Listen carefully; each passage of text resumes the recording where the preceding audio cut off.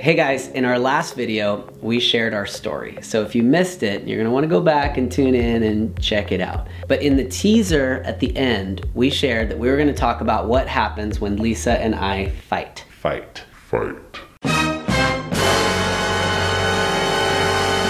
Every couple fights. It's just a reality of marriage. You're gonna have conflict, you're gonna have disagreement. So we're gonna talk about three kind of core strategies of how that can look and how each person is wired. And then we're gonna talk about how it relates to us, and hopefully we'll be able to give some encouragement to you as you may be dealing with in your relationship. And we do a lot of premarital counseling, and usually in an argument or a disagreement, you have two responses. One is a fight response and one is a flight response. And the fight response is not like fist fight, it's let's talk about this, let's work it out, let's get this resolved. And they're engaged, wanting to just get rid of the disagreement or the argument. Whereas a flight response is somebody who's just like, oh, I just want to get away. They just want to like leave the situation or the argument or not talk about it and just move on. And so those two responses are polar opposites. So because of that, we're wired to either want to resolve it right away or to want to get away. So there are kind of three main ways of dealing with conflict in any relationship really, but in a marriage specifically, it seems to really come out. The first one, like I mentioned, is the desire to resolve it right away. And if two people in a relationship have that and are able to hash it out and work it out, that can be a really good thing. It's probably more rare than common that people have the same way of dealing with it. The second method for resolving conflict in a marriage is to push pause and to say, we're both elevated right now, we're gonna come back to this. And the third strategy for dealing with conflict in a marriage is to like actually schedule a future date and say, well, we're not gonna talk about this until next Saturday or next Monday. So just to clarify, pushing pause is, okay, we have to resolve this sooner than later. So scheduling it can be in a day or 2 days or 3 days, but pause is like, give me 20 minutes.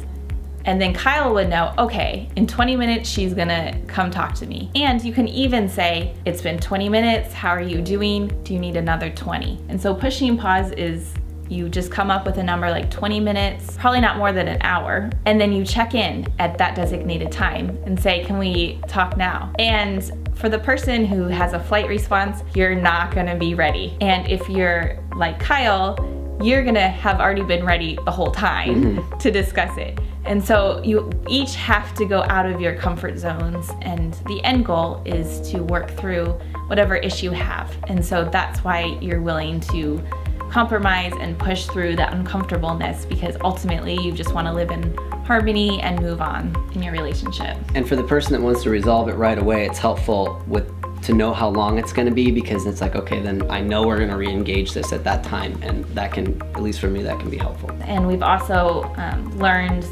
that, you know, you kind of can have a scale of emotions of 0 to 10. And if you have emotions over a 3, possibly a 4, then you need to step back and take away. Because if you're like at a 5 emotionally charged, then you're gonna get to a 10 super quick. And if you're above a 4 or 5, you're not thinking correctly, you're not thinking logically, you're not thinking rationally. And so you really need to emotionally be at a 3, which is a number that's not gonna elevate to a 10 right away. And if you elevate, or one of you does, you need to like take a pause, step back, and come back so you can actually have a discussion about it. So now we're gonna share how that works in our marriage, and hopefully this helps some of you guys as you think through how it's supposed to look in yours. So I am, surprise, surprise, I'm the fight response, and I wanna resolve it right away. And I'm a person that, like, let's step away from the situation, let's think about it, let's go do something else, I'll come back to it, and I'm fine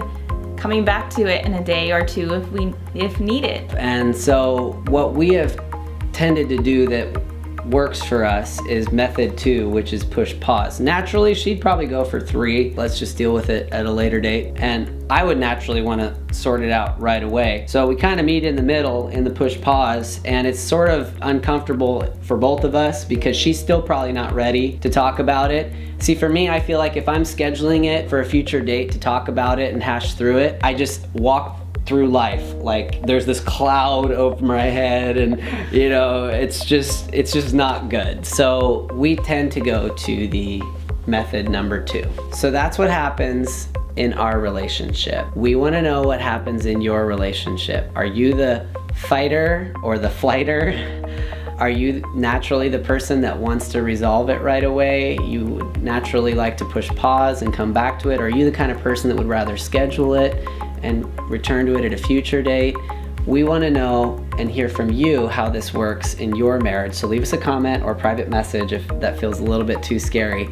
And in our next video, we're going to actually talk about a recent fight that we really had, and we're going to hash through it. And this is kind of scary, but you're going to want to tune in.